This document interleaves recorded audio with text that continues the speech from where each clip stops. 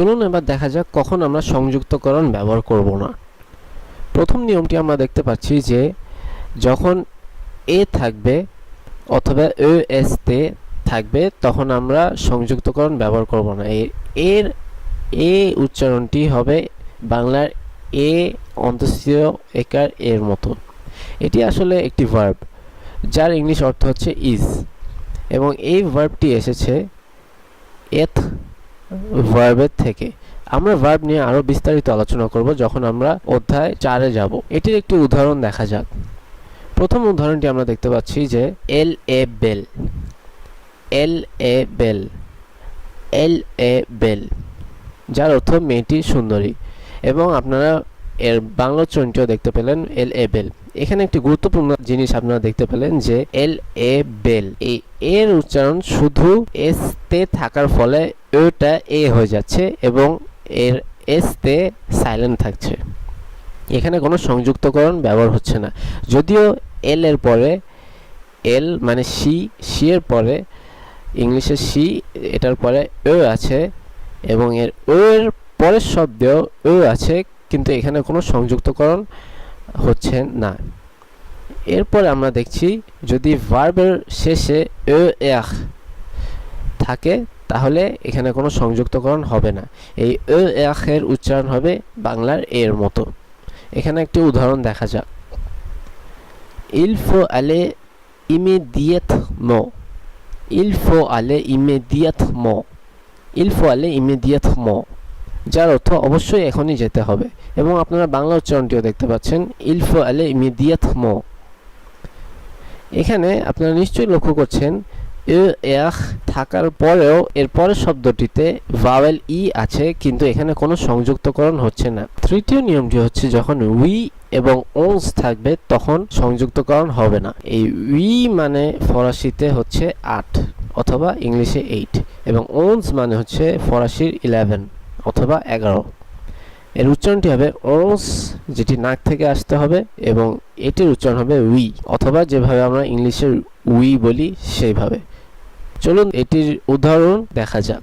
লে উই জোহ, লে উই জোহ, লে উই জোহ, যার অর্থ 8 দিন। এখানে আপনারা নিশ্চয়ই খেয়াল করলেন যদিও আশটা সাইলেন্ট আছে তবুও এস এখানে ও এর সঙ্গে সংযুক্ত হচ্ছে না। তার কারণ এটি নিয়মের ফলে, যেটি আমি আপনাদেরকে আগেই বললাম যে লে উই কোনো কিছুর সঙ্গে সংযুক্ত হবে না, সেই কারণে লে উই জোহ। এরপরের উদাহরণটিও দেখতে পাচ্ছেন লে ওজ চাতো, লে ওজ চাতো, লে ওজ চাতো, যার অর্থ 11টি দুর্গ। এখানে আপনারা নিশ্চয়ই খেয়াল করলেন যে এখানে একটি ভাওয়েল ও থাকার ফলেও এসটি ও এর সঙ্গে সংযুক্ত হলো না, বরং এটি আলাদা একটি শব্দেই থেকে গেল, আর এস কনসোনেন্টটি সাইলেন্ট থাকলো। চতুর্থ নিয়মটি আমরা দেখতে পাচ্ছি যখন ও তে থাকবে। ও তের সাধারণ উচ্চারণ হচ্ছে বাংলার এর মতো, এবং এ মানে হচ্ছে অথবা এর অর্থ হচ্ছে এবং অথবা ইংলিশের অ্যান্ড। যখন কোনো ফরাসি বাক্যের মধ্যে এই এর প্রচলন দেখতে পারবেন তখন এখানে তেটা সবসময় সাইলেন্ট থাকবে। তের পরে যদিও কোনো জায়গায় ভাওয়েলের প্রচলন দেখা যায় তবুও তেটা সাইলেন্ট থাকবে। এখানে আমরা একটি উদাহরণ দেখতে পাচ্ছি লো স্টিলো এ লো পাপিয়ে, লো স্টিলো এ লো পাপিয়ে, লো স্টিলো এ লো পাপিয়ে, যার অর্থ কলম এবং কাগজ। আপনারা নিশ্চয় লক্ষ্য করলেন এখানে তেটা সাইলেন্ট আছে। সর্বশেষ নিয়মটি আমরা দেখতে পাচ্ছি যখন কোনো সাইলেন্ট কনসোনেন্টের আগে মানে শেষ কনসোনেন্টের আগে এখ থাকবে তখন সংযুক্তকরণ হবে না। এইখানে একটি উদাহরণস্বরূপ আমরা দেখতে পাচ্ছি ইল সোখ আমিদি, ইল সোখ আমিদি, ইল সোখ আমিদি। আপনারা নিশ্চয়ই দেখতে পেলেন যদিও আটা একটি ভাওয়েল, কিন্তু তেটা এর সঙ্গে সংযুক্ত হলো না, বরং তেটা সাইলেন্টই থেকে গেল। তার প্রথম কারণ হচ্ছে যেটি আমরা নিয়মেই আলোচনা করলাম, সেটি হলো এই তের আগে একটি এখ আছে, এর ফলে ইল সোখ আমিদি উচ্চারণটি হবে। যদি আপনারা ইল সোখ আমিদি বলেন তাহলে সেটি ভুল হবে, বরং ইল সোখ আমিদি এটি মনে রাখতে হবে। এর অর্থ হলো সে দুপুরেই চলে যাবে। সে বলতে এখানে একজন পুরুষ অথবা একজন ছেলেকে বোঝানো হচ্ছে। আমরা ম্যাসকুলিন এবং ফেমিনিন পার্থক্যটা পঞ্চম অধ্যায় যে শিখব। কিছুক্ষণ ধরে আমরা সাইলেন্ট কনসোনেন্ট দিয়ে কথা বলছিলাম।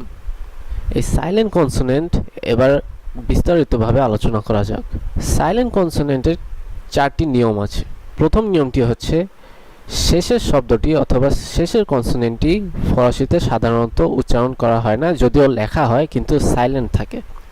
যেমন এখানে একটি উদাহরণ আমরা দেখতে পাচ্ছি, পাখলে, পাখলে, পাখলে, যার অর্থ কথা বলা। আপনারা নিশ্চয়ই বাংলার কাছাকাছি উদাহরণটি দেখতে পাচ্ছেন, পাখলে। এখানে নিশ্চয়ই একটু ভালো করে খেয়াল করলে দেখবেন যে শেষের এখটি উচ্চারিত হচ্ছে না, বরং এখানে এ পর্যন্ত উচ্চারিত হয়ে থেমে যাচ্ছে। দ্বিতীয় নিয়মটি হলো যদি শব্দের শেষে কখনো ভাওয়েল থাকে। এখানে নিশ্চয়ই আপনারা দেখতে পাচ্ছেন এল, এল, এল। এর উচ্চারণটি ইংলিশের এল অথবা বাংলার এল এর মতো। এইখানে শেষের ভাওয়েলটি ও উচ্চারিত হচ্ছে না, বরং ও এল এল এতটুকুই উচ্চারিত হচ্ছে, যার অর্থ সে। এটি একজন মেয়ে অথবা মহিলাকে বোঝানো হচ্ছে। তৃতীয় নিয়মটি হলো যখন কোনো ফরাসি শব্দের শেষে এস অথবা এক্স থাকে, যার অর্থ প্লুরাল বোঝানো হয়, তখন সেই শব্দটির শেষের কনসোনেন্টটি এস অথবা এক্স উচ্চারিত হয় না। এটি সাধারণ নিয়মে। যেমন এখানে শেখ, শেখ, শেখ। এখানে নিশ্চয়ই আপনারা খেয়াল করলেন এই শেষে এ পর্যন্ত উচ্চারিত হলো, কিন্তু সর্বশেষ এসটি উচ্চারিত হলো না। এই শেখটির অর্থ হলো প্রিয়। এটি ব্যবহার করা হয় চিঠির শুরুর প্রথমে কোনো বন্ধুকে অ্যাড্রেস করার জন্য। এটির বিকল্পও হতে পারে, আপনারা যখন শেখ জামি অথবা ডিয়ার ফ্রেন্ড লিখবেন তখন এসটি সাইলেন্ট না থেকে পরের ভাওয়েলের সঙ্গে সংযুক্ত হয়ে যাবে, কিন্তু সাধারণ নিয়মে এই এসটি সাইলেন্ট থাকবে। সর্বশেষ নিয়মটি আমরা দেখতে পাচ্ছি যখন একটি ভার্বের মধ্যে শেষের কনসোনেন্টটি উচ্চারিত হবে না। এর উদাহরণস্বরূপ আমরা দেখতে পাচ্ছি je mange, je mange, je mange। এখানে নিশ্চয়ই আপনারা খেয়াল করলেন যে শেষের ওটা সাইলেন্ট থেকে গেল, বরং এই যে ফরাসি যে পর্যন্ত উচ্চারিত হলো, যেটি দাঁড়ালো je mange, যার অর্থ আমি খাই। আপনারা নিশ্চয়ই বাংলাতেও খেয়াল করছেন যে এটির উচ্চারণ হবে je mange।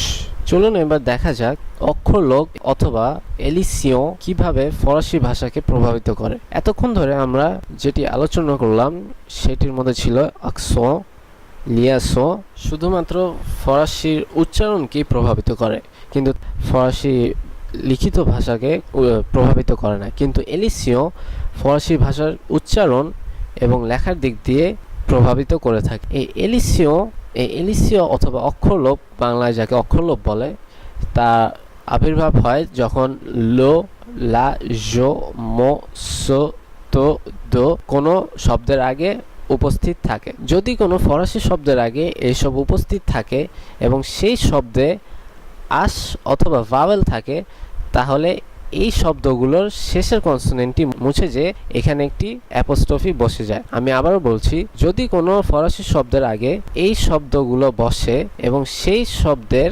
শুরুতে, সেই ফরাসি শব্দের শুরুতে ভাওয়েল অথবা আশ থাকে, তাহলে এই শব্দগুলোর শেষের কনসোনেন্টটি মুছে যে অ্যাপোস্ট্রফি বসে যায়।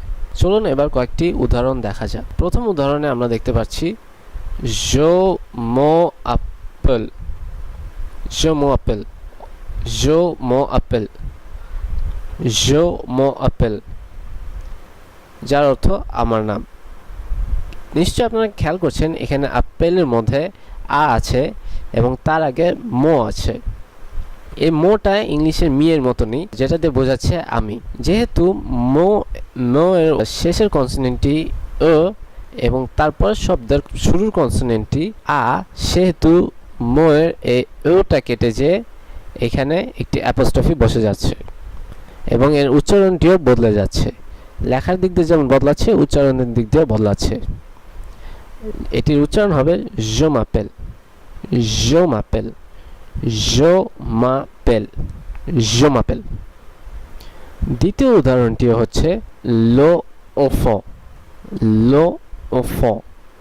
আপনারা নিশ্চয়ই খেয়াল করলেন যে এই লো এর শেষে ও আছে এবং ও ফর শুরুতে ও আছে, দুটিই ভাওয়েল।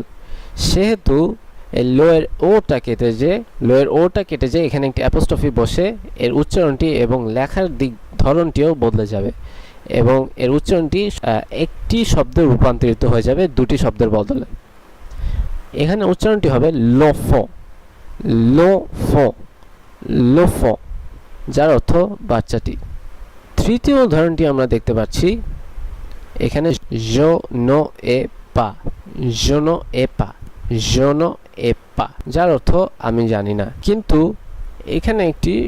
এখানে আমরা দেখতে পাচ্ছি যে এ পা অথবা এর প্রথমে আ আছে এবং নো এর শেষে ও আছে। সেহেতু নো এর ওটা কেটে যে এখানে একটি অ্যাপোস্ট্রফি বসে এর উচ্চারণটি এবং লেখার ধরনটি বদলে যাবে। এটির উচ্চারণ হয়ে যাবে জো নে পা, জো নে পা, জো নে পা। সর্বশেষ উদাহরণটি হচ্ছে como tu to apel, como tu to apel, como tu to apel। কিন্তু এটি ভুল। কেন ভুল? তার কারণ তো এর শেষে ও আছে এবং আপেলের আগে আ আছে। যেহেতু দুটি ভাওয়েল, সেহেতু ওটা কেটে যে এখানে অ্যাপোস্ট্রফি বসে যাবে এবং এর উচ্চারণটি এবং লেখার ধরনটি বদলে যে হয়ে যাবে como tu tapel, como tu tapel, como tu tapel, যার অর্থ তোমার নাম কি। এই ভিডিওতে যে পাওয়ারপয়েন্ট প্রেজেন্টেশনটি আপনারা দেখতে পেলেন, এটি আপনারা স্লাইড শেয়ারে পুরোপুরি ফ্রিতে পাবেন। আপনাদের ইচ্ছা মতন এটি আপনারা ব্যবহার করুন, রিডিস্ট্রিবিউট করুন। এটি পুরোপুরি ফ্রি এবং এর লিঙ্কের জন্য আমার ডেসক্রিপশনে দেখুন। আমরা এই অধ্যায়ের শেষ পর্যায়ে চলে এসেছি। আপনারা নিশ্চয়ই সাবস্ক্রাইব করবেন এবং এই ভিডিওগুলোকে লাইক দেবেন। আল্লাহ হাফেজ, ওহভোয়া, আবিয়ান্ত। দাঁড়ান, ভয় পেলেন না? ভয় পাওয়ার কিছু নেই। নিশ্চয়ই আমরা এর পরের অধ্যায়তে এই ওহভোয়া, আবিয়ান্ত এবং অন্যান্য এক্সপ্রেশনের মানে শিখব। সো আবারও ওহভোয়া, আবিয়ান্ত।